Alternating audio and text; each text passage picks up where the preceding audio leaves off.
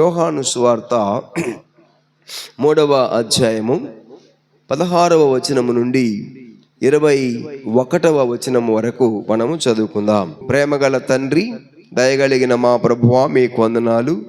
చదవబడిన లేఖన భాగముల ద్వారా కూడొచ్చిన నీ బిడ్డలందరితో మాట్లాడుమని, నిలబడిన మీ దాసుడు కేవలం ఒట్టివాడు ప్రభువా, మీ బలమైన పరిశుద్ధాత్మ అభిషేకంతో నింపి నీ ప్రజలకు అవసరమైన ఆత్మీయ సందేశమును అనుగ్రహించుమని, ప్రతి బిడ్డను వాక్యము ద్వారా బలపరుచుమని, ఆ కృపతో మీరు నింపుతున్నందుకై మిమ్మల్ని స్తుతిస్తూ యేసయ్య పరిశుద్ధ నామములో ప్రార్థించి వేడుకొనుచున్నాము తండ్రి, ఆమేన్.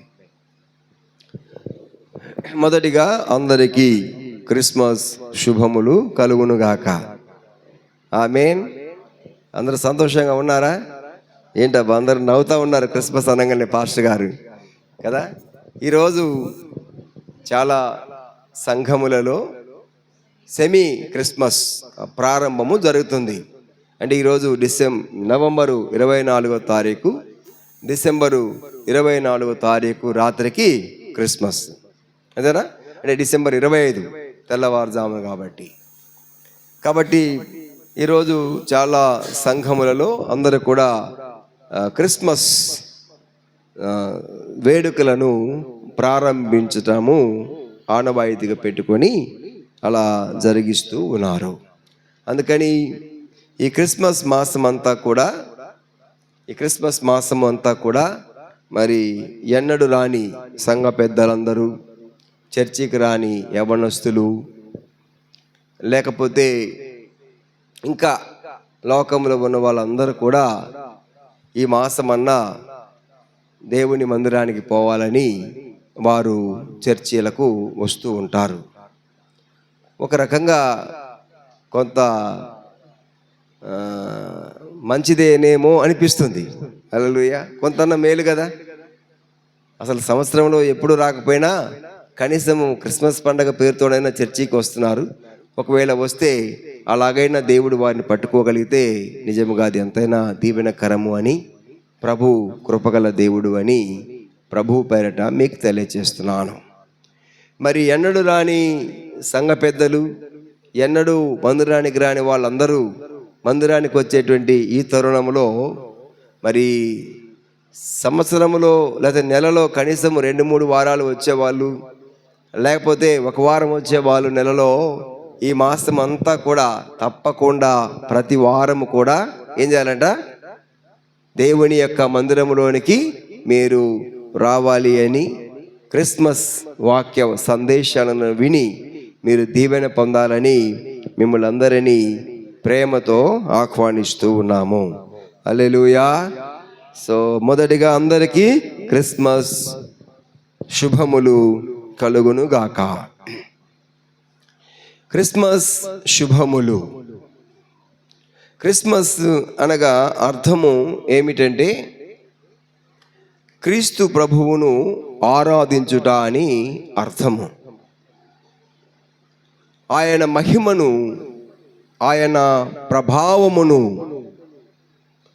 ఆయన ఘనతను మనము ఆరాధించి ఘనపరచుట అని అర్థము. క్రిస్మస్లో చాలా సందేశాలు మనకు ఇవ్వబడ్డాయి. పరలోకము నుండి దేవదూత మరియమ్మ గారికి ప్రత్యక్షమైనప్పుడు, దయాప్రాప్తురాలా, నీకు శుభము కలుగునుగాక, నీవు గర్భమును ధరించి కుమారుని కంటావు అని చెప్పినప్పుడు ఆమె భయపడిపోయింది. ఆ తరువాత తేరుకొని ఇది దైవచిత్తమని గ్రహించి, నీ దాసురాలను నీవు చెప్పినట్లుగానే జరుగునుగాక అని దేవుని వాక్యమునకు విధేయత చూపింది మరియమ్మ. నీకు అర్థమవుతుందని నేను అనుకుంటున్నాను. క్రిస్మస్ సందేశము వినినప్పుడు మరియమ్మ భయపడింది. కానీ తరువాత అది దేవుని చిత్తమని గ్రహించి విధేయత చూపి ఆరాధన భావముతో మరియమ్మ నిండిపోయింది. అయ్యా నీ దాసురాలను నీవు చెప్పినట్లుగానే జరుగునుగాక అని చెప్పింది. ఆరాధన అంటే అర్థం ఏమిటంటే ఆయన చెప్పినట్లుగా విధేయత చూపటమే ఆరాధన. బలులు అర్పించుట కంటే ఏంటంటే మాట వినుట శ్రేష్టము అన్నాడు. మరియమ్మ ప్రభువును ఆరాధిస్తూ ఉంది. దేవుని దూత యోసేపుకు ప్రత్యక్షమైంది.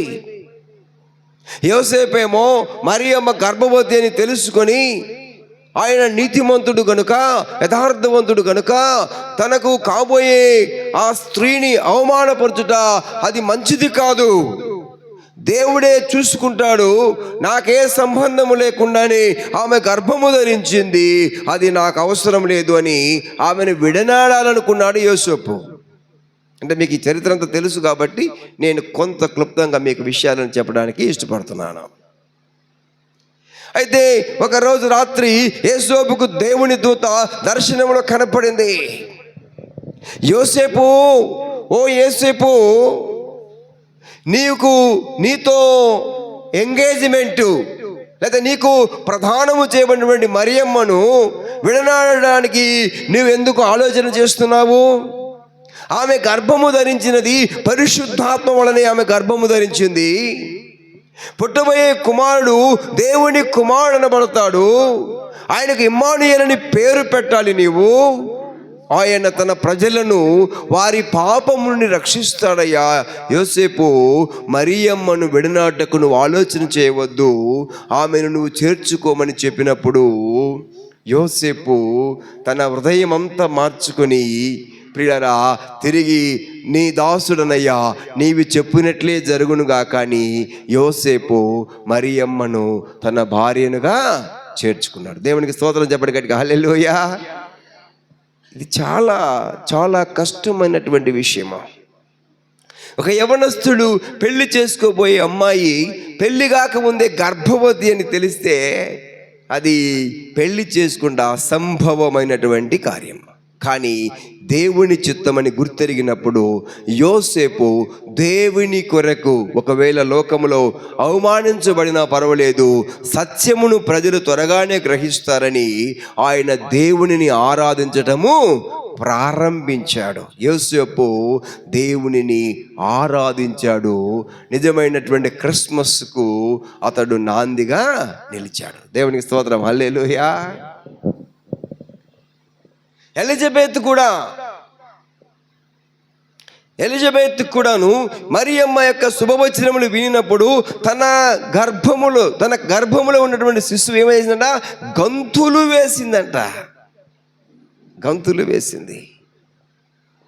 ఎలిజబెత్ గర్భములో ఉన్నటువంటి శిశువు అయినటువంటి యోహాను గారు, బాప్టిస్ట్ యోహాను గారు కూడా క్రిస్మస్ను ఆనందంగా గడిపినట్లుగా, ఆరాధించినట్లుగా మనము చూస్తున్నాము.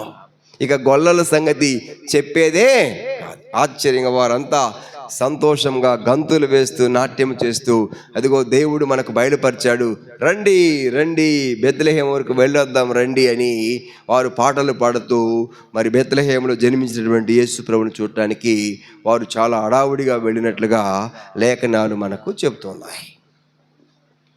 ఈ క్రిస్మస్లో దేవదూతల క్రిస్మస్, పరలోకము నుండి దేవదూత సైన్య సమూహము దిగి వచ్చింది.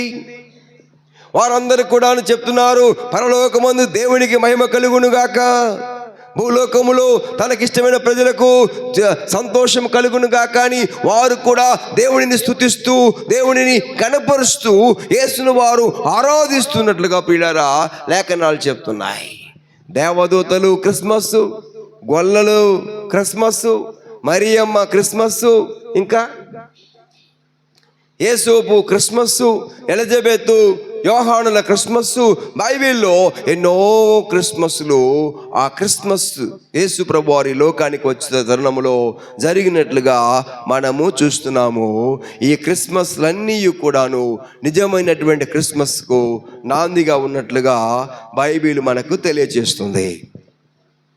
అయితే ఈ సమయంలో ప్రియులారా, ఈ దినములలో లోకములో ఉన్నటువంటి క్రైస్తవులు, లోకములో ఉన్నటువంటి ప్రజలు ఎలా క్రిస్మస్ పండుగలను చేస్తున్నారో ఒకసారి మనము ఆలోచన చేస్తే, మరియమ్మ క్రిస్మస్ కానీ, దేవదూతల క్రిస్మస్ కానీ, యేసోపుకు క్రిస్మస్ కానీ ఎలాంటి సంబంధము కానీ బాంధవ్యము కానీ కనపడుట లేదు.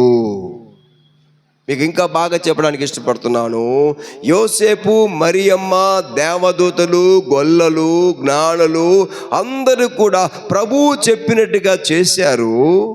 కానీ ప్రస్తుతం ఉన్నటువంటి క్రైస్తవులు క్రిస్మస్ను ప్రభువు చెప్పినట్టుగా కాకుండా వారికి ఇష్టమైనట్లుగా, వారికి అనుకూలమైనట్లుగా క్రిస్మస్ పండుగలను చేస్తూ దేవునికి మహిమకు బదులుగా అవమానమును తీసుకుని వస్తున్నారని లేఖనాలను బట్టి ప్రభువు పేరట మీకు తెలియచేస్తూ ఉన్నాను.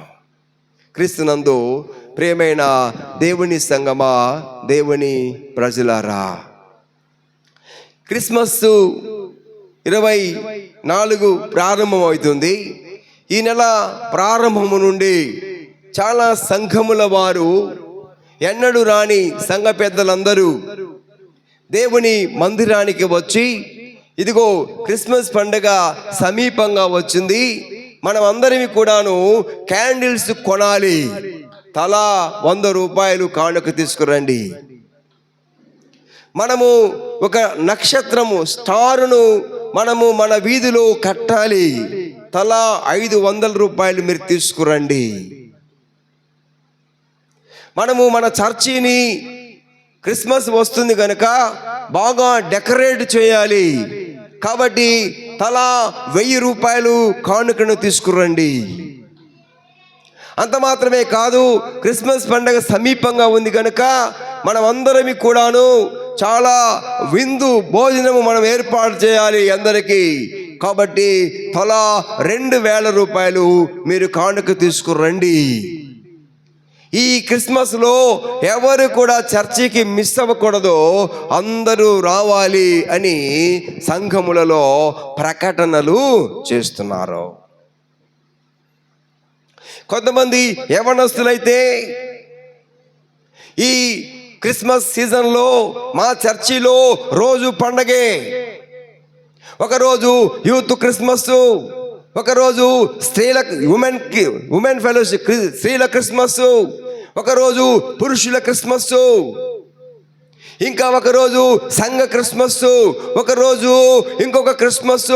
కాబట్టి రోజు మా సంఘములో విందులు జరుగుతున్నాయి. మీ సంఘములో క్రిస్మస్ పండుగ చేయరంట కదా, కాబట్టి ఈ నెల వరకు మా సంఘానికి రండి, రోజు తిందాము, త్రాగుదాము, సంతోషిస్తాము. మా చర్చిలో రోజు డ్యాన్స్ వేస్తారు, ఎందుకంటే యూత్ మీటింగ్ కాబట్టి. యూత్ క్రిస్మస్లో మా చర్చిలో డ్యాన్స్ వేయకపోతే అసలు క్రిస్మస్ పండగే అయినట్టు కాదు మాకు. మా చర్చిలో ఇదిగో నాటకములు, డ్రామాలు వేస్తాము. అబ్బా, ఆ మరియమ్మకి వేసినటువంటి అమ్మాయి ఎంత బాగుందో, ఎంత బాగుందో. యూదా వేషం వేసిన వాడు, హేరోదు రాజు యొక్క వేషం ధరించిన వారు, గొర్రెల కాపర్లు వేషం వేసిన వారు, అసలు నవ్వే నవ్వు. పోయిన సంవత్సరం అయితే భలే జరిగింది, ఈ సంవత్సరం ఇంకా బాగా జరుగుతూ ఉంది. కాబట్టి ఇదిగో ఈ క్రిస్మస్ పండగకి మా చర్చికి అందరూ రండి, రోజు విందులు వినోదాలతో మునిగిపోదామని చాలామంది ప్రజలు యవ్వనస్తులను ఆహ్వానిస్తూ ఉన్నారు. క్రీస్తునందు ప్రియ దేవుని సంగమా, దేవుని ప్రజలారా, ఇదిగో దేవుని వాక్యం ఉన్నటువంటి నీవు ఏ క్రిస్మస్లో నీవు ఉన్నావు? యేసోపు క్రిస్మస్ చేస్తున్నావా? మరియమ్మ క్రిస్మస్ నువ్వు చేస్తున్నావా? దేవదూతల యొక్క క్రిస్మస్లో నీవు ఉన్నావా? లేకపోతే లోకమనే క్రిస్మస్లో పడిపోయి క్రీస్తు ప్రభువు లేకుండా తప్పెట్లు, తాళాలు, డెకరేషన్లు, క్యాండిల్స్, నక్షత్రాలు పెట్టుకొని ఇదిగో దేవుడిని పక్కన పెట్టి నీ సంతోషం కొరకు, మీ ఆనందం కొరకై క్రిస్మస్ను చేసేవారిగా ఉంటున్నారా? ఈ మధ్యాహ్నము ఆలోచించాలని ప్రభువు పేరట మీకు తెలియచేస్తూ ఉన్నాను. యేసుక్రీస్తు ప్రభువారు చదివిన లేఖనముల్లో దేవుడు లోకమును ఎంతో ప్రేమించెను, కాగా ఆయన తన అద్వితీయ కుమారునిగా పుట్టిన వాని యందు విశ్వాసముంచు ప్రతివాడును నశింపక నిత్య జీవము పొందినట్లు ఆయనను అనుగ్రహించెను. లోకము తన కుమారుని ద్వారా రక్షణ పొందుటకే కాని లోకమునకు తీర్పు తీర్చుటకు దేవుడు ఆయనను లోకమునకు పంపలేదు అని వాక్యము స్పష్టముగా తెలియచేస్తుంది. ఏమిటి నిజమైన క్రిస్మస్? ఏమిటి క్రిస్మస్లో ఉన్నటువంటి అర్థము అంటే, దేవుడు లోకమును ఎంతో ప్రేమించెను అనేదే క్రిస్మస్. దేవుడు లోకమును ఎంత ప్రేమించాడు? దేవుని వాక్యం చెబుతుంది ఎంతో ప్రేమించెను అన్నాడు. ఆయన ప్రేమ అనంతమైన ప్రేమ మనకు కనపడతా ఉంది.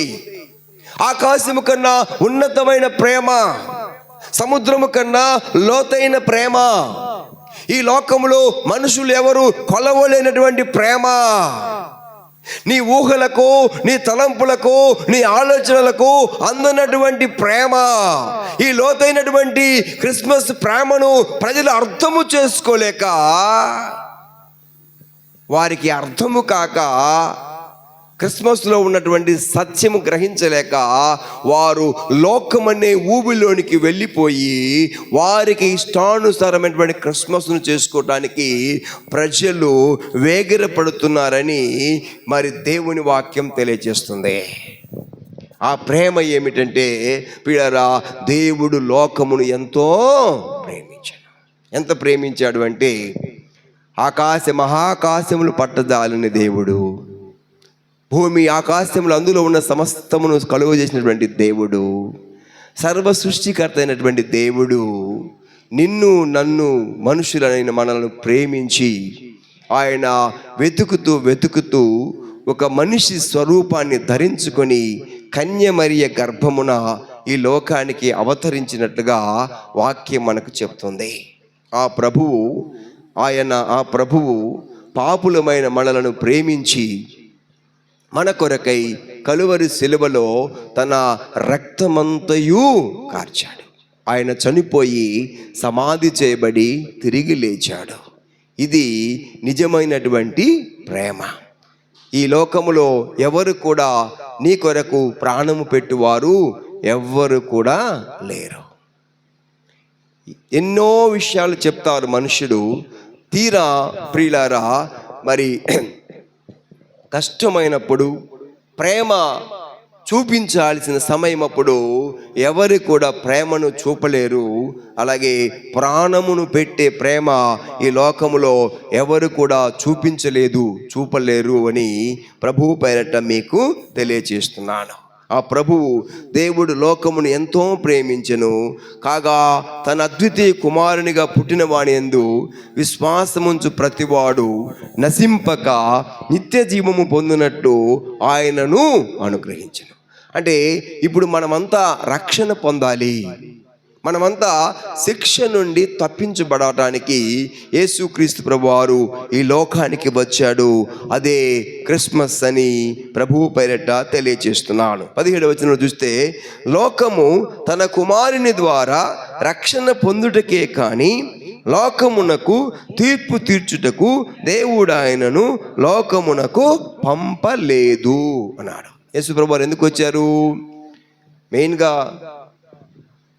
క్రిస్మస్, అందుకే ప్రజలు ఇష్టానుసారంగా ప్రియులారా క్రిస్మస్ విందులు వినోదాలలో మునిగి తేలడానికి కారణం ఏమిటంటే, యేసు ప్రభువారు వచ్చింది లోకానికి శిక్షించడం కోసం కాదు, ఆయన రక్షించడం కొరకే. కాబట్టి నేను ఏం చేసినా, నేను ఏ డ్రామా వేసినా, ఏ డ్యాన్స్ వేసినా, ఏ నాకు ఇష్టమైంది ఏమి చేసినా దేవుడు నన్ను శిక్షించడలే, ఆయన రక్షించడం కొరకు వచ్చాడని చాలాసార్లు ప్రజలు ప్రియులారా భ్రమలో మునిగిపోతూ, పాపములోనే మునిగిపోతూ మరెక్కువగా సాతానుకు దగ్గర అవుతున్నట్లుగా నేను గ్రహిస్తూ ఉన్నాను.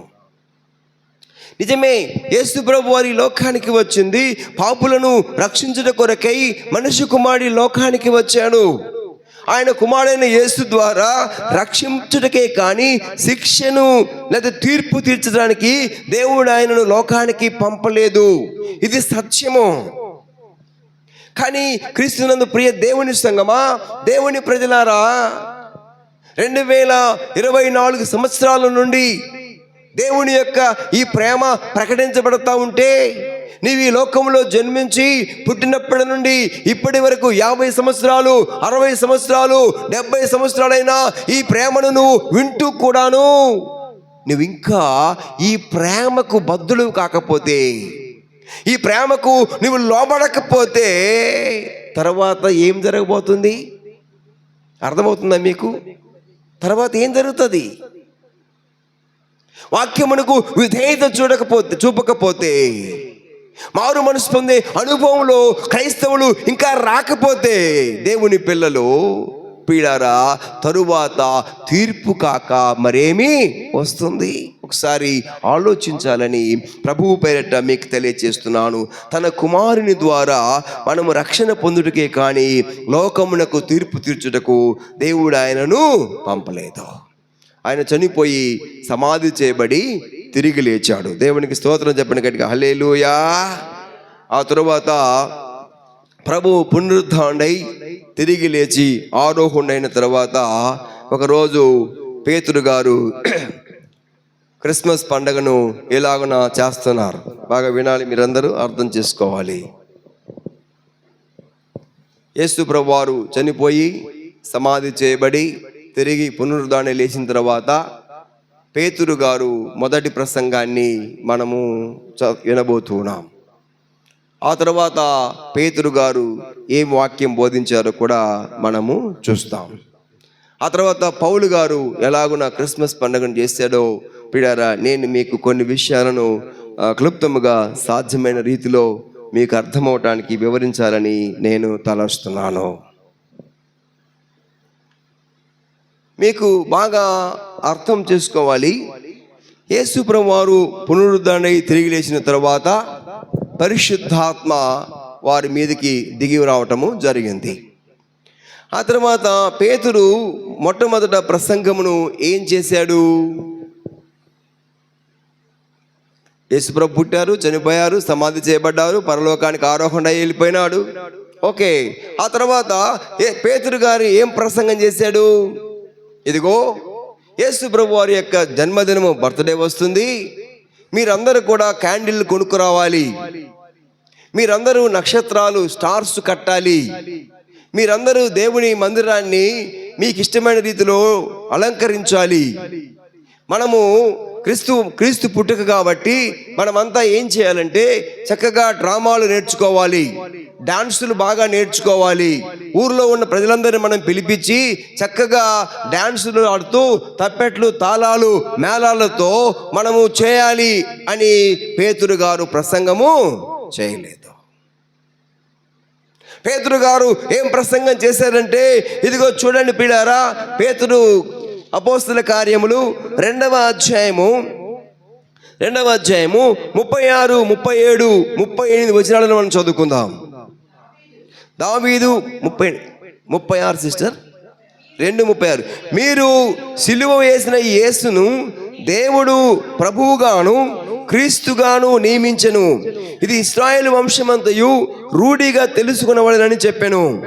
వారు ఈ మాట విని హృదయములో నొచ్చుకొని, సహోదరులారా మేమేమి చేతుమని పేతురును కడమ అపోస్తలులను అడుగగా, పేతురు, మీరు మారు మనసు పొంది పాపక్షమాపణ నిమిత్తము ప్రతి వాడు యేసుక్రీస్తు నామమున బాప్తిస్మం పొందండి, అప్పుడు మీరు పరిశుద్ధాత్మను వరమును పొందెదరు అని పిల్లల లేఖనాలు మనకు బోధిస్తున్నాయి. పేతురు ఏం బోధిస్తూ ఉన్నాడు? మాకు అర్థమవుతుందా? క్రిస్మస్ పండుగ వచ్చింది కదా, మీరందరూ క్యాండిల్ కొనకరమన్నాడా? బైబిల్కు ప్రియులారా క్రిస్మస్ పండగ మీరు చేసే లేకపోతే లోకములు చేసే క్రిస్మస్ పండగకు ఏ సంబంధం కనపట్లేదు ఎక్కడ కూడా. ఎంతకాలము ప్రియులారా దేవుడు లేని క్రిస్మస్, యేసు లేని క్రిస్మస్, క్రీస్తు లేని క్రిస్మస్లో ప్రియులారా మునిగిపోతూ ఉంటారు ప్రజలు. పేతురు చెప్తా ఉన్నాడు, ఓ యెరూషలేము ప్రజలారా, ఇశ్రాయేలు ప్రజలారా, గ్రీకు దేశస్థులారా, హెల్లోని ప్రజలారా, భూదిగంధ నివాసులారా, దేవుడు మీతో మాట్లాడుతూ ఉన్నాడు. మీరు సిలువ వేసి చంపినటువంటి యేసుక్రీస్తు ప్రభువును దేవుడు ఆయన ప్రభువుగా తిరిగి బ్రతికించాడు. ఆయన చనిపోయి సమాధి చేయబడి తిరిగి లేచాడు. ఆయన పునరుద్ధానుడు. మీరందరూ ఏం చేయాలంటే, మీరందరూ కూడా చూడండి బిడ్డలు అంటున్నారు, మేమేమి చేయాలంటే వారు హృదయం నొచ్చుకొని మీరందరూ కూడాను మీరు మారు మనస్సు పొంది ప్రతి వాడును పాప క్షమాపణ నిమిత్తమై యేసుక్రీస్తు నామములో ఏం చేయాలంట? బాప్టిస్మము పొందాలి. హల్లెలూయా చెప్పండి గట్టిగా, హల్లెలూయా. క్రిస్మస్ సందేశము ఇదే.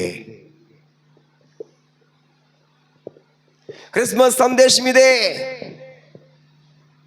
మన జీవిత కాలములో ప్రియులారా ఎన్నో క్రిస్మస్లు వస్తూ ఉన్నాయి, పోతా ఉన్నాయి, కానీ ప్రజలలో కదలిక లేదు, ప్రజలలో మార్పు లేదు, మారు మనసు పొందాలన్న ఆలోచన లేదు. మన జీవితంలో క్రిస్మస్ అమ్మడి క్రిస్మస్ జరిగిపోతా ఉంది. క్రిస్మస్ పండుగకు వేల రూపాయలు ఖర్చు పెడుతున్నారు, లక్షల రూపాయలు ఖర్చు పెడుతున్నారు. యేసుక్రీస్తు ప్రభువు లేకుండానే మన జీవితంలో క్రిస్మస్లు సాగి వెళ్ళిపోతూ ఉన్నాయి. క్రిస్మస్ పండగ అనుకుంటాము, ఈ క్రిస్మస్ పండగ కూడా నేను మారు మనసు పొందలేదు, వచ్చే క్రిస్మస్ పండగకైనా మారు మనసు పొందుతాను, పాప క్షమాపణ కొరకై బాప్టిజం పొందుతాను అని అనుకుంటా ఉన్నారు చాలామంది. కొంతమంది ఏమంటున్నారంటే, దేవుడే నన్ను మార్చాలి కదా, దేవుడు మారిస్తే నేను మారిపోతాను కదా అని అనుకుంటున్నారు కొంతమంది. ఇక్కడ బైబిల్ ఏం చెబుతా ఉందంటే, ప్రభువు నేను నిన్ను మారుస్తాను అని చెప్పట్లేదు. బైబిల్లో మీరు మొత్తం చదువుకోనండి. మత్తయి సువార్త 3వ అధ్యాయం చదివితే యోహాను భక్తుడు ప్రకటిస్తున్నాడు, పరలోక రాజ్యము సమీపించి ఉన్నది కనుక మీరు మారు మనసు పొందాలి. ఎవరు పొందాలి మారు మనసు? మీరు పొందాలి. యేసు ప్రభువు వారు తన సువార్త పరిచయం ప్రారంభిస్తూ 4వ అధ్యాయం 17వ వచనం అంటాడు, పరలోక రాజ్యము, మత్తయి సువార్త 4:17, పరలోక రాజ్యము సమీపించి ఉన్నది కనుక మీరేం చేయాలి? మారు మనసు పొందాలి. అంటే మీరే మార్చుకోవాలి మీ మనసును.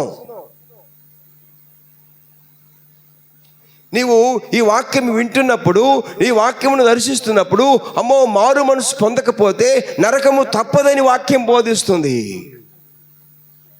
పాపక్షమాపణ లేకపోతే పరలోకంలో ప్రవేశించమని వాక్యం బోధిస్తుంది.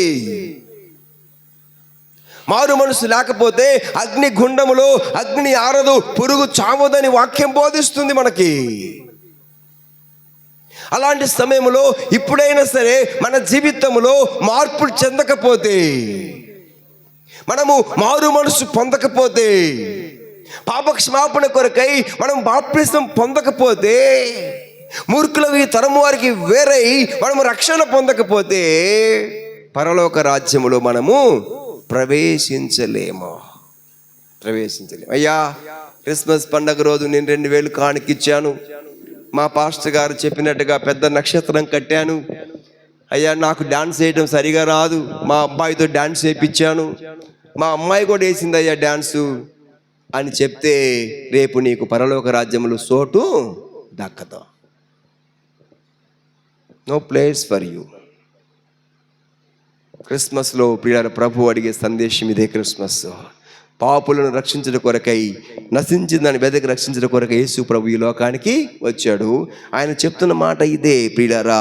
క్రిస్మస్ పేరుతో నీవు ఎక్కువగా ఖర్చు చేసి దేవునిని అవమానపరచవద్దు. ఇక్కడ అంటున్నాడు, పేతురు చెప్తున్నాడు, పేతురు మొదటి క్రిస్మస్ సందేశము, మీరు మారు మనస్సు పొంది పాప క్షమాపణ నిమిత్తము ప్రతివాడు యేసుక్రీస్తు నామములో ఏం చేయాలటమా? బాప్తిస్మము పొందండి. బాప్తిస్మము పొందండి. మారు మనసు పొంది ప్రతివాడు అంటే ఒక్కొక్కరు, నేను పొందానులేండి, మా అబ్బాయితో పని లేదని కాదు,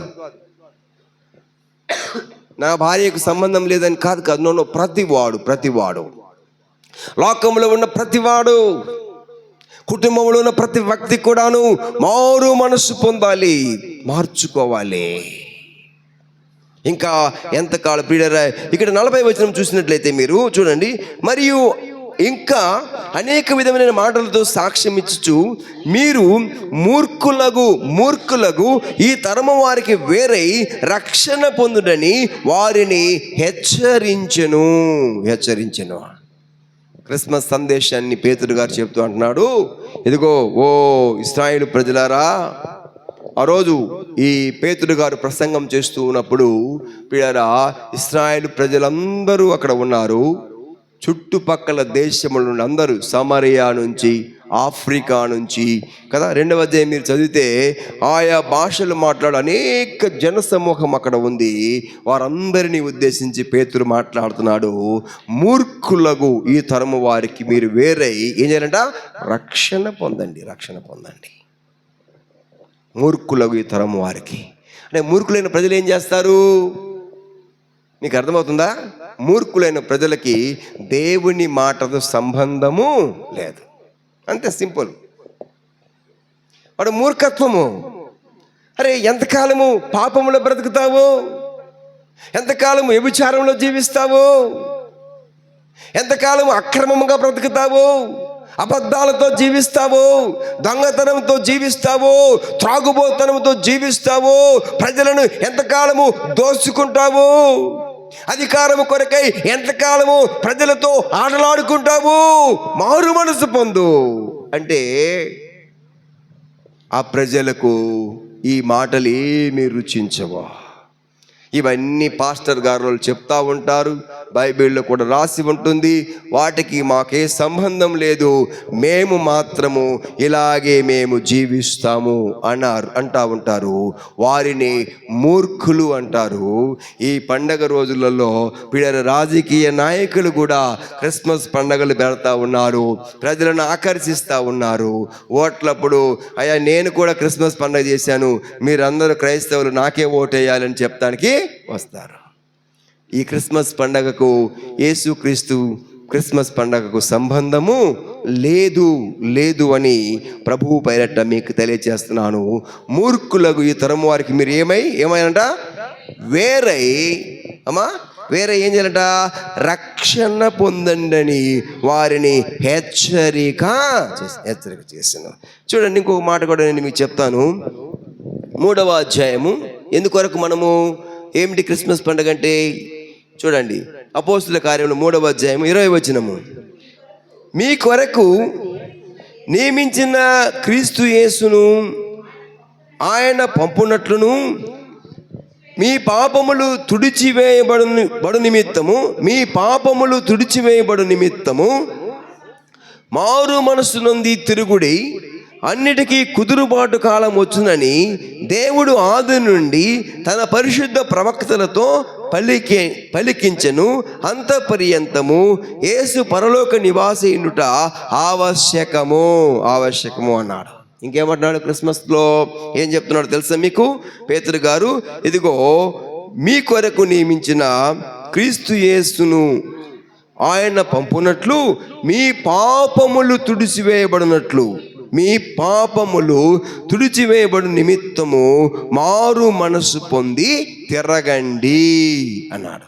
మారు మనసు పొంది తిరగండి. దేవునికి స్తోత్రం చెప్పండి. హల్లెలూయా చెప్పండి. హల్లెలూయా. ఏంటంటే క్రిస్మస్ అంటే ఏంటంటే మన పాపములు తుడిచివేయబడు నిమిత్తము మనమే ఏం చేయాలంట?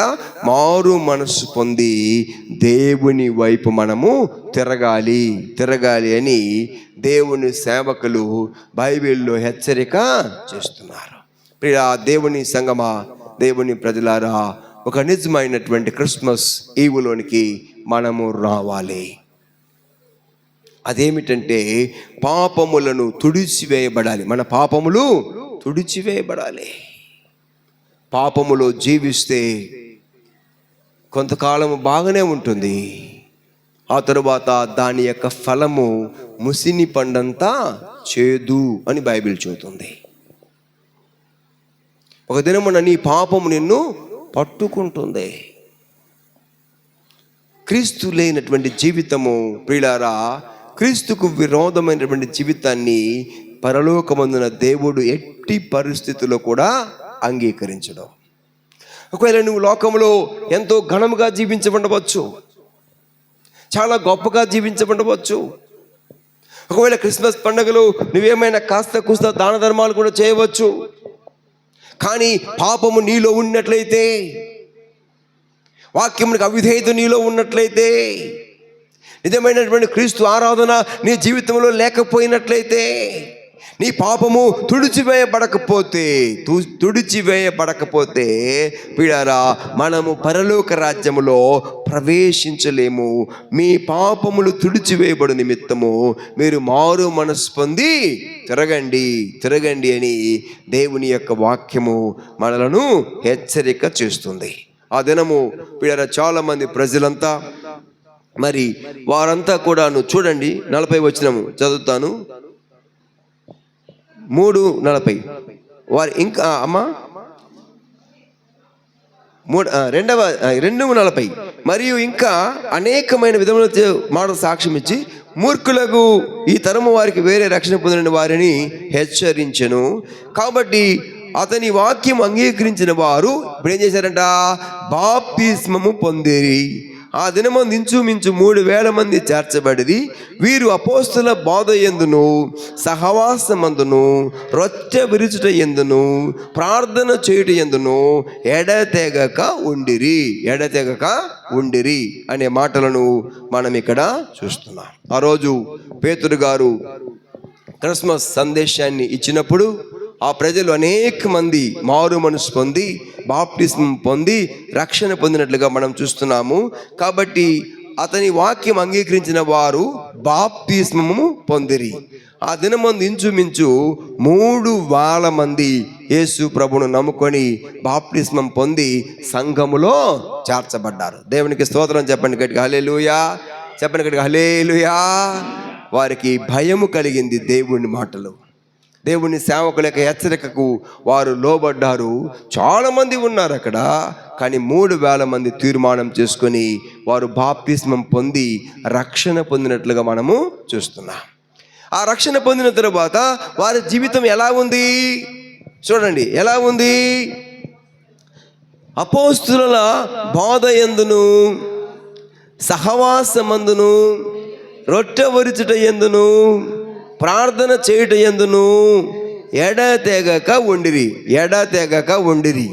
ఎడతెగక ఉండరంటే సంవత్సరానికి ఒకసారి క్రిస్మస్ పండగ రోజు, అదే 11 మాసాలు ఇష్టానుసారంగా తిరిగి జీవించి క్రిస్మస్ పండగ వచ్చింది కాబట్టి ఈ ఒక్క నెల దేవుని మందిరంలో ఉండాలి అనేదా ఎడతెగక ఉండడం అంటే? అర్థమవుతుందా? ఎడతెగక ఉండిరి. అందరూ వింటున్నారా? దేవునికి స్తోత్రం చెప్పాలి. హల్లెలూయా. చింతలేదిక యేసు పుట్టెను వింతగను బేత్లెహేమందునా. పాడండి.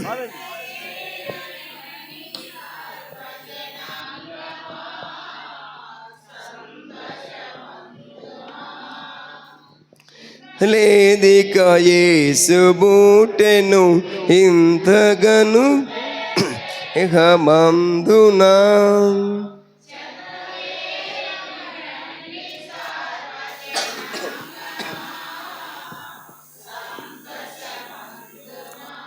చాలు హల్లెలూయా, హల్లెలూయా. యేసు ప్రభు పుట్టాడు, చింతలన్నీ వదిలేసేయండి. మీరు దీవెన పొందాలి, చింతల నుండి విడిపించబడాలని దేవుడు హెచ్చరిక చేస్తున్నాడు. ఆ రోజు పేతురు గారు చాలా కఠినంగా మాట్లాడారు. మూర్ఖులకు ఈ తరం వారికి మీరు వేరే జీవించకపోతే, రక్షణ పొందకపోతే మీకు నరకం తప్పదయ్యా, నా మాట వినండి అని బ్రతిమలాడాడు. దేవుని సేవకునిగా నేను కూడా అదే చేస్తా ఉన్నాను. ప్రియ దేవుని సంగమా, నీ జీవితంలో ఒక గొప్ప మార్పును చూడాలని ప్రభు ఆశిస్తున్నాడు. ఇక్కడ బాప్తిసం పొందిన వారు, రక్షణ పొందినటువంటి వారు అప్పటి నుండి ఎడతెగక ప్రియరా ప్రార్థన చేయడం యందు వారు ఎడతెగక ఉన్నారు. వారు ఎల్లప్పుడూ ప్రార్థన చేసే వ్యక్తులుగా ఉన్నారు. దేవుని నమ్ముకున్నారు కనుక ఇక మీదట నేను ప్రభు కొరకే జీవించాలి, పాపాన్ని వదిలిపెట్టాలి, అబద్ధమును వదిలిపెట్టాలి, మోసమును వదిలిపెట్టాలి, అక్రమమును వదిలిపెట్టాలి, అన్యాయమును వదిలిపెట్టాలి, నోట బూతులను వదిలిపెట్టాలి. అపవిత్రమైనటువంటి పెదవుల నుండి నేను కడగబడాలని వారు ఆలోచించి వారు ప్రతిదినము కూడా పిల్లారా ఎడతెగక వారు ప్రార్థన చేస్తున్నారు.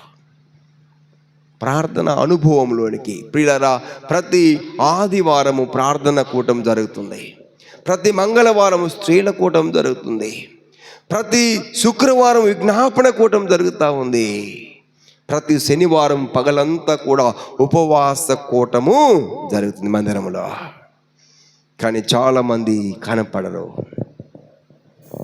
ఆదివారం రావటమే కష్టమైన స్థితిలో క్రైస్తవులు ఉన్నారు. ఇప్పుడు చెప్పండి, మనము మూర్ఖులకు ఈ తరం వారికి వేరే ఉన్నామా? మూర్ఖులకు ఈ తరం వారితో కలిసి ఉన్నామా? వారు మూర్ఖులకు ఈ తరం వారికి వేరై వారు ఏం చేశారంట? ప్రార్థన చేయుటకు ఎడతెగక ఉన్నారు. వారు ఎక్కువగా ప్రార్థన చేస్తున్నారు కదా. చాలా మాటలు ఇక్కడ మంచి మాటలు ఉన్నాయి. వారు అపోస్తుల బోధ యందు, అంటే దేవుని సేవకులు బోధించే వాక్యములో వారు నిలకడగా ఉన్నారు. అపోస్తుల బోధ యందును, ఇంకా సహవాసమందును, చూడండి, రొట్టె విరుచుట యందును, ప్రార్థన చేయుట యందును ఎడతెగక ఉన్నారన్నాడు. ఇక 7 మెట్లు ఉన్నాయి క్రైస్తవులు ఎలా ఉండాలో. అయితే ఈ 4 మీరు గమనించినట్లయితే వారు బోధ యందు అంటే మనం దేవునితో ఎలా సహవాసం చేయాలో, ఎలా ప్రార్థన చేయాలో, ఎలా ప్రార్థన చేయకూడదో, ఎలా క్రిస్మస్ పండుగ చేయాలో, ఎలా క్రిస్మస్ పండుగ చేయకూడదో అనేది బోధ. అపోస్తుల బోధ అంటే ఏంటి? Doctrine of the church, doctrine of the apostles. అపోస్తుల యొక్క బోధ అంటే అపోస్తుల యొక్క డాక్ట్రిన్ ఒక సిద్ధాంతాన్ని వారు తీసుకొచ్చారు. ఇప్పుడు ఇంతకుముందు మీరు అన్యులుగా ఉన్నారు, లేకపోతే ఇంతకుముందు మీరు యూదులుగా ఉన్నారు. మీ ఆచారాలు వేరు, మీ సాంప్రదాయాలు వేరు, మీ పద్ధతులు వేరు, మీ కట్టుబాట్లు వేరు, మీ కులాచారాలు వేరు. ఇప్పుడు అవన్నీ ఇక్కడ నడవు. ఇప్పుడు మీరు యేసు ప్రభువుని నమ్ముకున్నారు, మారు మనసు పొంది పాపక్షమాపణ కొరకై మీరు బాప్తిసం పొందారు. మూర్ఖుల ఈ తరం వారికి మీరు వేరే ఇప్పుడు జీవించాలి. ఇప్పుడు ఎలా మీరు ఉండాలి అంటే అపోస్తుల యొక్క బోధ యందు వారు ఉండాలంట. అపోస్తుల యొక్క బోధ, అపోస్తుల కార్యాలు అంతా చదివితే దేవుని సంఘం ఎలా ఉండాలో ఎలా ఉండకూడదో మనకు తెలియజేస్తుంది. ఈ పత్రికలన్నీ కూడా మనం చదివితే దేవుని సంఘ ప్రజలు ఎలా ఉండాలో ఎలా ఉండకూడదో, ఏమి తినాలో ఏమి తినకూడదు, ఏమి ధరించుకోవాలో ఏమి ధరించుకోకూడదు, ఏమి మాట్లాడాలో ఏమి మాట్లాడకూడదు అనే విషయాలను చాలా స్పష్టముగా దేవుడు, పరిశుద్ధాత్మ దేవుడు మన కొరకు రాసి పెట్టాడు. ఇదే అపోస్తుల యొక్క బోధ. హలో, హల్లెలూయా. దీనికి వేరుగా నువ్వేం చేసినా, బైబిల్లో లేనిది నువ్వు ఏది చేసినా కూడా అది మూర్ఖమైనటువంటిది అవుతుంది. దేవునికి వ్యతిరేకమైనటువంటి క్రిస్మస్ ఆరాధన అవుతుంది. కాబట్టి అపోస్తుల యొక్క బోధ పిల్లరా మనము అనుసరించాలి. వారు అపోస్తుల బోధ యందును, తర్వాత సహవాసమందును ఉన్నారు. సహవాసం, ఫెలోషిప్ విత్ క్రైస్ట్, ఫెలోషిప్ కదా. లోకంలో ఒక సామెత ఉంది, మీకు తెలుసా? ఏంటది? వారితో 3 నెలలు సహవాసం చేస్తే వారు వీరవుతారంట, వీరు వారవుతారంట. అంతే. త్రాగుబోతులతో ఒక మూడు నెలలు సావాసం చేయండి, ప్యాకెట్ ఆడేవాడితో ఒక 3 నెలలు సావాసం చేయండి, లేకపోతే లోకములు తిరిగేవాళ్ళు వ్యభిచారులతో ఒక 3 నెలలు సహవాసం చేయండి. అసలు అది పాపమే అనిపించదు, అసలు అనిపించదు అది. నేను నిన్న ఒక అమ్మాయి మాట ఏదో విన్నాను, చెప్తాను, సందర్భం వచ్చింది కాబట్టి. పాపము విండో అన్నప్పుడు ఒక అమ్మాయి తన భర్తను పెళ్ళయింది, ఒక పాప కూడా ఉంది. అయితే ఈలోపు ఎవరితోనో ఒక వ్యక్తితో మరొక వ్యక్తితో ఆ అమ్మాయికి సహవాసం ఏర్పడింది. 6 మాసాలు అయిపోయింది. అది దాగదు కదా, రహస్యమైనది బట్టబయలు కాక మారదని పబ్లిక్ అయిపోయింది. చివరికి భర్త ఇక ఏం చేయాలని ఆలోచన చేసి, ఇప్పుడంతా మీడియా ఎక్కువైపోయింది, ఈ ఏమంటారు టీవీ, సుమన్ టీవీ, లేకపోతే ఇంకా కొంతమంది డాక్టర్లు అందరూ కలిసి కౌన్సిలింగ్ ఇచ్చి కుటుంబాలను సరిచేస్తానికి చేస్తూ ఉన్నారు. అతను సరే ఒక మీడియా సంస్థను అతను కాంటాక్ట్ అయ్యా, నా పరిస్థితి ఇలా ఉంది, నా భార్య కూతురు, సరే తప్పు ఒప్పో ఇప్పటికైనా మార్చుకోమను అని చేయడానికి చాలా ప్రయత్నం చేశారు. సరే వాళ్ళు ఏం చేశారంటే, తన భర్త చెప్పినట్టు కాకుండా ఆ అమ్మాయితోటి ఇంటర్వ్యూకి ఫోన్లో కాంటాక్ట్ చేస్తూ ఉన్నారు. మాట్లాడుతూ ఉంటే, నిజం చెప్పు, నీ సంగతి అంతా తెలిసిపోయింది మాకు, నిజం చెప్పు. నిజమేనమ్మా, ఇప్పుడు నా భర్త నాకు అక్కర్లేదు, నేను మరొక అబ్బాయితో నాకు సహవాసంలో ఉన్న రిలేషన్లో ఉన్నాను, నా భర్తకు నేను విడాకులు ఇచ్చేసి నేను ఆ అబ్బాయిని పెళ్లి చేసుకుంటాను, అలాంటి అబ్బాయి ప్రపంచంలోనే లేడు, ఈ అబ్బాయే నాకు కావాలి అని చెప్పేసింది. ఇంకా చెప్పేస్తే సరే అక్కడ ఆ ఇంటర్వ్యూ చేసే అమ్మాయి ఉంది, సరే అమ్మ మంచిది, ఓకే అలాగే చేద్దాం, నీ భర్తతో విడాకులు ఇప్పించేస్తాం, ఇంకా పొద్దుగులు ఆయనకు నీకు శ్రమ ఎందుకు, ఇప్పుడు నువ్వు చెప్పే అబ్బాయిని నేను పెళ్లి చేసుకుంటాడా అంటే తప్పకుండా చేసుకుంటానన్నాడు, ఇక నా జీవితము నా బ్రతుకు అంత అయ్యేనే అని చెప్పుకొచ్చింది. సరే ఆ అమ్మాయిని అదే ఫోన్లో మ్యూట్లో పెట్టి ఇప్పుడు ఆ అబ్బాయిని లైన్లో తీసుకున్నారు. బాబు నీ గురించి ఇలా పలానా అమ్మాయి పలానా పేర్లు ఎందుకులే కానీ ఇలా చెప్పింది, మరి ఇప్పుడు నీ అభిప్రాయం ఏంటి, ఇప్పుడు ఆ అమ్మాయికి నీ ద్వారా ప్రెగ్నెంట్ అయిందంట, 3 నెలలు ఉందంట, అసలు నాకే సంబంధం లేదంటాడు. అరే ఏంటి, లేదు ఇప్పుడు అమ్మాయి నువ్వు పెళ్లి చేసుకుంటావా, పెళ్ళా, నేను పెళ్లి చేసుకోవడమా, పెళ్ళైన అమ్మాయిని నేను పెళ్లి చేసుకుంటానా, మీరేం మాట్లాడుతున్నారు అంటే, ఏం మాట్లాడేది ఏంది, ఆ అమ్మాయి నిన్నే నమ్ముకుంది, నువ్వే తన జీవితం అంట, తన భర్తకు విడాకులు ఇవ్వడానికి డిసైడ్ చేసుకుంది, ఇప్పుడు నువ్వే అంటుంటే, ఇలాంటి మాటలు మళ్ళా మీరు మాట్లాడితే మీడియాని కూడా చూడడం జాగ్రత్త, నాకు ఆ అమ్మాయికి సంబంధం లేదు, అసలు అలాంటి అమ్మాయిని ఎవరైనా పెళ్లి చేసుకుంటారా అని అంటున్నాడు. ఇవన్నీ కూడా ఈ అమ్మాయి వింటూనే ఉంది కాన్ఫరెన్స్లో. సరే నువ్వు అట్లాగు బాబు, అమ్మా ఇప్పుడు నువ్వు మాట్లాడమ్మా, నువ్వు చెప్పావు కదా ఆ అబ్బాయి ఎంత మంచివాడు, నా భర్తలా కాదు, అది ఇది ఏమేమో చెప్పావు కదా, ఇప్పుడు చెప్పమ్మా అంటే అప్పుడు ఆ అమ్మాయి ఏడుస్తా ఉంది. తర్వాత సరే ఏదేదో మాట్లాడింది. ఎందుకంటే పిల్లారా, మరొక వ్యక్తి కొరకు తన కుటుంబమును పతనము చేసుకుంది, నమ్మించి మోసం చేశారు. ఇవన్నీ అక్రమమైన మార్గాలు, దేవునికి ఇష్టము లేని మార్గాలు. సాతాను లోకములో పని చేస్తూ ఉంది, పాపమనే ఊబిలో పడిపోయింది. ఇప్పుడు 3 నెలలు సహవాసం చేసినందుకు చివరికి ఈ అమ్మాయి పూర్తిగా పాపానికి దాసురాలైపోయి తన కుటుంబమును పతనము చేసుకుంది. ఈ లోకంలో నీ సహవాసము ఎవరితో ఉంది? చాలా మంది తమ జీవితంలో ప్రియులారా ఈ అక్రమమైనటువంటి అలవాటు పడిపోయి లక్షల రూపాయలు కోల్పోయినారు. కొంతమంది ఇల్లు పతనమైపోయినాయి, కొంతమంది ప్రాణాలు కోల్పోయినారు, కొంతమంది ఆస్తులు అమ్మేసుకున్నారు, చివరికి ఏమీ లేక కొంతమంది ఉరి పెట్టుకొని సచ్చారు. అది మనం రోజు చూస్తున్నాము. దేవుని వాక్యం మనకు బోధిస్తుంది, దుష్ట సాంగత్యము చెప్పండి మంచి నడవడికను చెడగొడుతుంది. దుష్ట సాంగత్యము మంచి నడవడికను చెడగొడుతుంది. పాపులతో సహవాసం చేయదు నా కుమారుడా, దుష్టుల ఆలోచన చొప్పున నడవక, పాపుల మార్గంలో నిలవక, అపహాసకులు కూర్చున్న చోటున నువ్వు కూర్చున్నక, యెహోవా ధర్మశాస్త్రమందు ఆనందించుచు దివారాత్రములు దానిని ధ్యానించువాడు ధన్యుడు అని వాక్యం బోధిస్తుంటే, త్రాగుబోతులతో, క్రిస్మస్ పండుగలు చేసే వారితో, తిరుగుబోతులతో నిత్యమును సహవాసం చేస్తూ దేవుని వాక్యమునకు వేరుగా బ్రతుకుతూ, దేవుడు నాకు సహాయం చేయలేదు, దేవుడు నన్ను ఆశీర్వదించలేదు, దేవుడు కృపా సమాధానం నా కుటుంబంలో లేదని మనం ఎంతకాలం జీవిస్తామా? దేవుని వాక్యం చెబుతుంది, రక్షణ పొందినటువంటి వ్యక్తులు వారు అపోస్తుల బోధ యందును సహవాసమందు ఎడతెగక ఉన్నారు.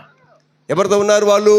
అపోస్తులతో సహవాసము, దేవుని పిల్లలతో సహవాసము, దేవుని సంఘముతో సహవాసము, ప్రార్థన చేసేవారితో సహవాసము, పరిశుద్ధులతో సహవాసము, పరలోకం వెళ్ళే గుంపుతో సహవాసం. హల్లెలూయా!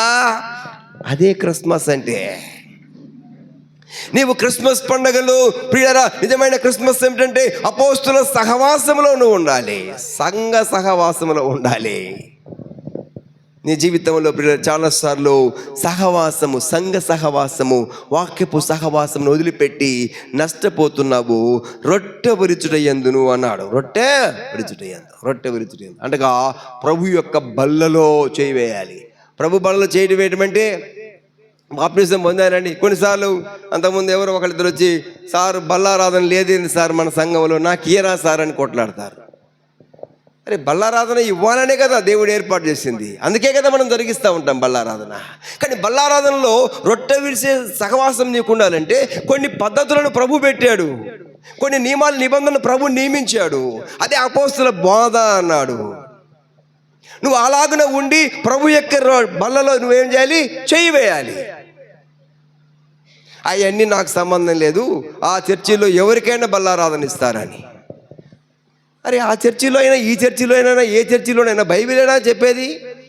బైబిల్తో సంబంధం లేనటువంటి సంఘములు ఉన్నాయి. అందుకని ఒక భక్తుడు అంటాడు, నువ్వు ఏ మందిరానికి వెళ్తున్నావు? నీ ఇంటికి దగ్గరగా ఉన్న మందిరానికి వెళ్తున్నావా, బైబిల్కి దగ్గరగా ఉన్న మందిరానికి వెళ్తున్నావా అని ప్రశ్నించాడు. దేవుని స్తోత్రం చెప్పడికటి. హల్లెలూయా!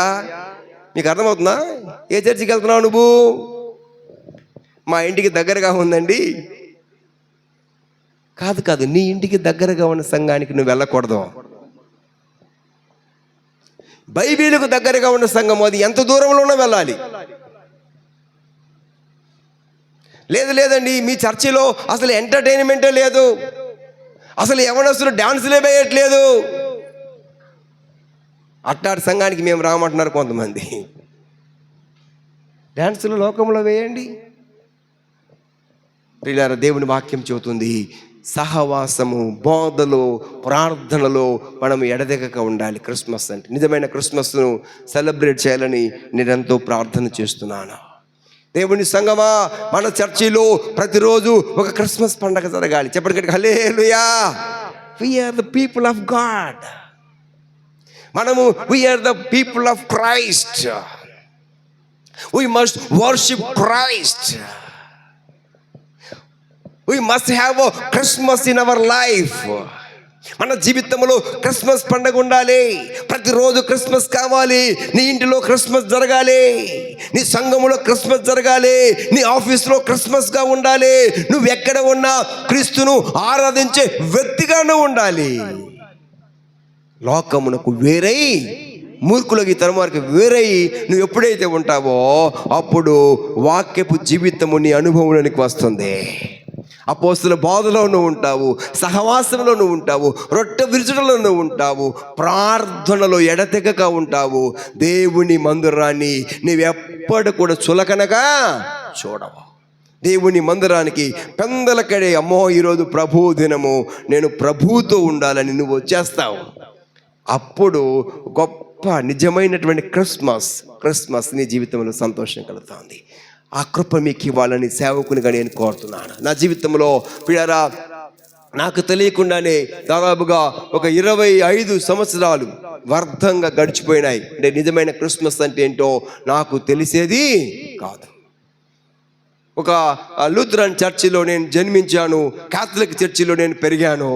ప్రియరా, కాథలిక్ చర్చి వాళ్ళు, లూథరన్ చర్చి వాళ్ళు క్రిస్మస్ పండుగలు ఎలా చేస్తారో మీకు బాగా తెలుసు. ఇంకా టైం అవుతుంది, మీరు వింటారు. ఈ వీధులలో రాత్రిలో పడుకోవడానికి కూడా ఎవరికి నిద్ర కూడా రానిరు. అరుపులు, కేకలు, తప్పెట్లు, తాళాలు, ఆటోలు, ఈలలు, అబ్బో ఇంకా ఇప్పుడే ప్రారంభమవుతుంది. What is Christmas? అల్లరికి దేవుడు కర్త కాదు. వీధులలో నువ్వు వాక్యం ప్రకటించు, సువార్తను ప్రకటించు, అంతేకాని వీడారా తాగి తందనాలతో కేకలు వేసుకుంటూ, అరుపులు ఆడుకుంటూ, డ్యాన్సులు వేస్తూ హ్యాపీ క్రిస్మస్ అని చెప్తే వీడారా ఎవరు మారు మనసు పొందుతారు? నీకేం మారు మనసు లేదు, నువ్వేం మారు మనసు పొందుతావు? అలాగున్నప్పుడు ఒక దినమున దేవుడు నన్ను దర్శించి నా జీవితాన్ని పూర్తిగా మార్చి వేసుకుంటూ సాయం చేశాడు. ప్రభు తర్వాత నన్ను మార్చాడు. మీరు బాగా రెండు మాట గమనించండి. నేను మార్చుకుంటూ ప్రభు సహాయం చేశాడు. మారు మనసు మీరు పొందాలి. చాలాసార్లు మీరు అంటారు దేవుడు మార్చాలని. మీరు మారు మనసు పొందాలి. ఇప్పుడు దేవుడు మీ మార్పును ప్రభు స్థిరపరిచి ఆయన మరెక్కువ కృప చూపించి మార్పులోంచి అతి మార్పులోనికి, పిల్లరా, సత్యము నుంచి సర్వసత్యములోనికి ప్రభు మనలను నడిపిస్తాడు. నిజమైన క్రిస్మస్ కలుగుతూ ఉంది. ఆ కృపతో మీరు నింపబడాలని, మీ కుటుంబాలు దీవెన పొందాలని, ఈ క్రిస్మస్ మాసంలో నిజమైన క్రిస్మస్ ఆనందం మీకు మెండుగా కలగాలని కోరుచు నా మాటలు ముగిస్తున్నాను. దేవుడు మిమ్ములను దీవించునుగాక. ఆమేన్.